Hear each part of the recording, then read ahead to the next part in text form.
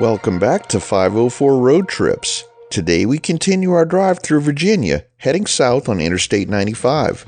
We're just past the Capital Beltway, but still in the metro area of the nation's capital.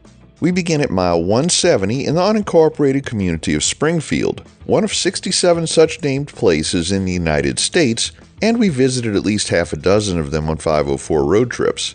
Springfield is a census-designated place with a population of 31,339 as of the 2020 census.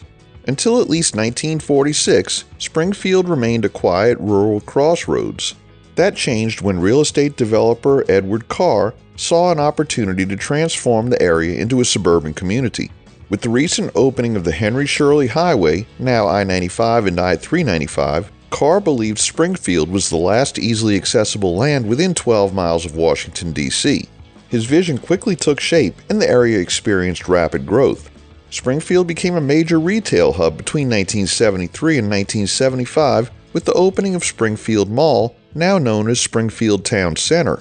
Conveniently located near the Springfield Interchange where I-95 and I-495 meet, the mall became a popular destination, featuring several anchor stores and a food court.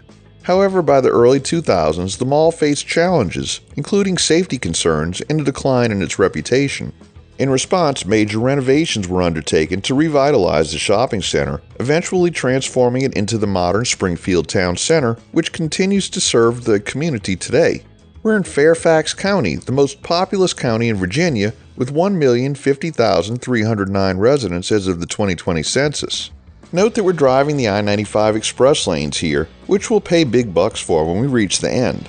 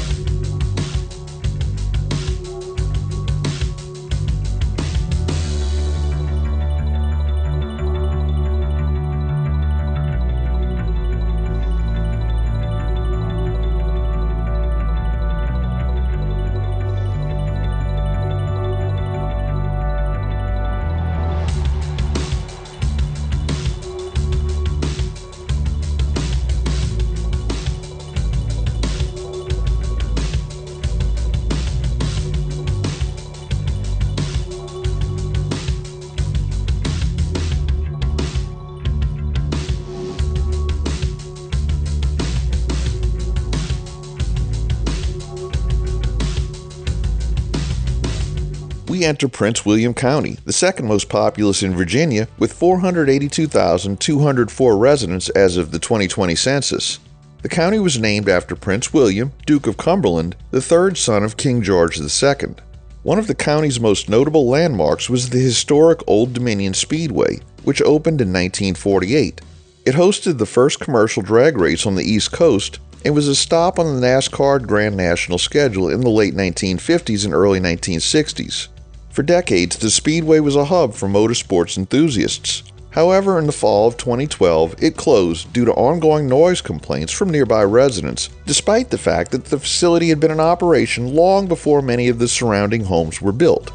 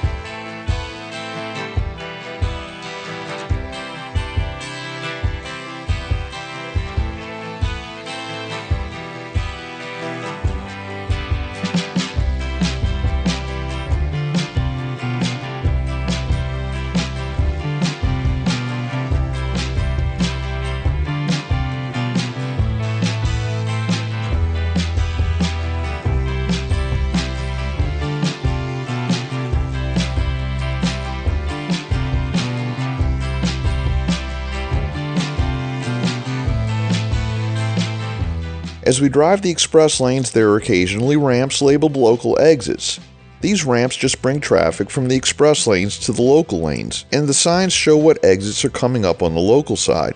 Signs labeled express exit are actual direct exits and don't go to the local lanes first. Also note that these express lanes are reversible, and at certain times of the day, presumably on weekday mornings, they would be carrying northbound traffic.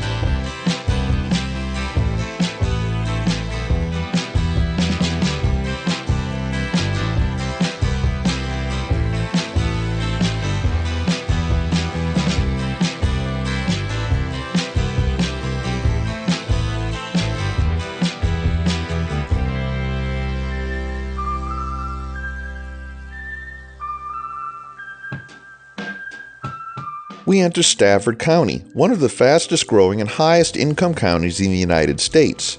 According to the 2020 U.S. Census, its population reached 156,927, up nearly 22% since the previous census. Marine Corps Base Quantico occupies the northern part of Stafford County and serves as a key military and law enforcement hub.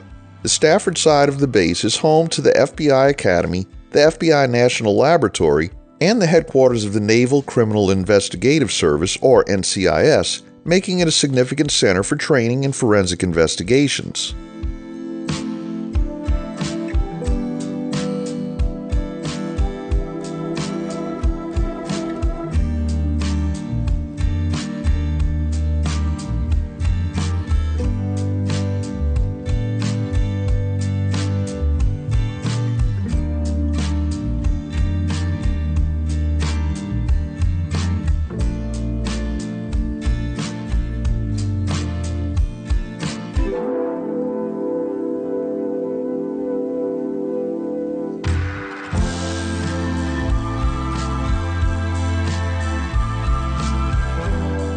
Up to this point, we've been cruising along in the express lanes with hardly a delay, flying by crawling traffic in the local lanes to our right. But that comes to an end here. The express lanes have narrowed down to one lane, and there's evidence of construction here. The video is now running at 6 times the actual speed, so you have an idea of how slow this actually was.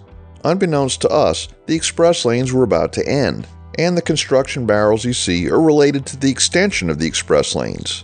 We were so close, but we missed the opening of the next stretch of express lanes by about a week, so we'll have to get back into the local lanes, which will be the only lanes shortly. If you take this trip now, you'll find that the reversible express lanes extend an additional 9 miles until the dual express lanes start up, which we'll see in the next video. But for now, we'll be in traffic for a little while.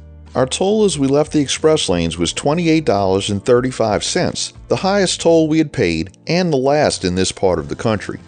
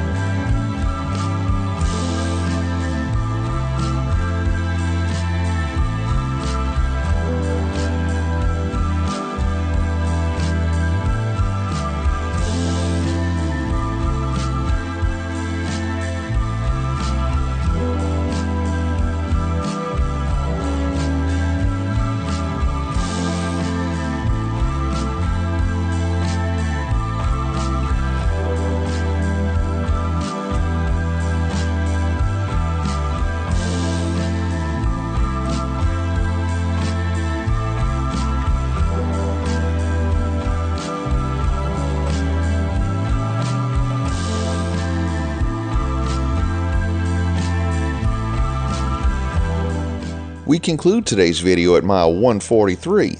Thanks for watching. We'd like to give special thanks to our channel members listed at the end of each video. You can also help support our channel for as little as $1 a month and get early access to our regular videos.